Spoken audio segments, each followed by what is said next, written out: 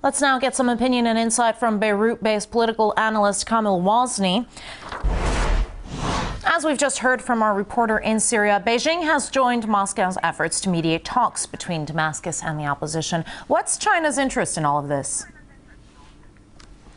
Well, I think that Chinese, as the Russian, they want to respect the work order, and they want to embrace a policy of dialogue for finding a resolution for Syria. We cannot resort to war and violence and instigate a civil war in country if the West decided that they don't like a regime. The odyssey here in this situation, you look at the American who are today siding with Al-Qaeda. Al-Qaeda, the one they invaded the war because of it, but now they're in bed with Al-Qaeda in Syria, actually arming and telling the Arab to continue arming and smuggling weapons and stopping a meaningful dialogue between the Syrian government and the opposition.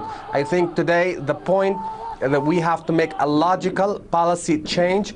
Now the emphasis should be on encouraging dialogue and stop this policy of inciting, because this is going to be counterproductive for Syria and for the world as a whole. The Americans should know better, because they got 9/11 and now they go in and associate themselves with Al-Qaeda again. Well, President Assad has promised to hold a referendum on the constitution in a week's time. How is that really likely to go? You think anything will change for the Syrian people? I think the president of Syria, he's trying to make a real initiative to reform the country. He put the constitution referendum in a very speedy way.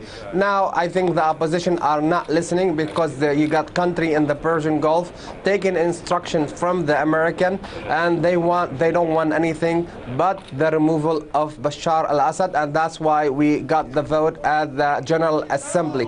I think somebody is planning and continue to plan to have civil war in Syria and not to have a peaceful resolution that protect the Syria and protect the region. I think that the policy of Russia and China and some other country, they should continue to embrace the dialogue instead of war. War is a destructive way to solve a problem. Never did solve anything. The Americans should know in Afghanistan they still entrapped, in Pakistan they still entrapped, and now the funny thing that the Americans are helping Al-Qaeda in Syria, and the American admitted that 2 explosions happened in Halab and Damascus that they have the hand of Al-Qaeda.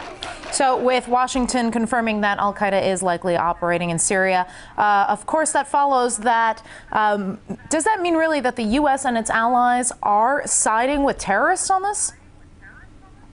Well, this is not new for the American, because Hillary Clinton said very much just a few months ago when she said we funded those terrorist organizations when they fought the Soviet Union. They created them, they funded them, and now they actually reviving these organizations when it serves their interests and they utilize them and use them to destabilize country.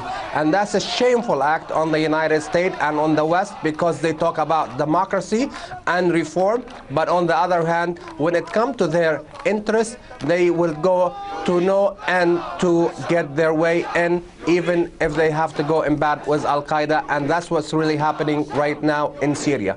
But what about the fact that some U.S. lawmakers are calling on Washington to arm the Syrian opposition? How hard would it be to do that covertly without really sparking some sort of a scandal?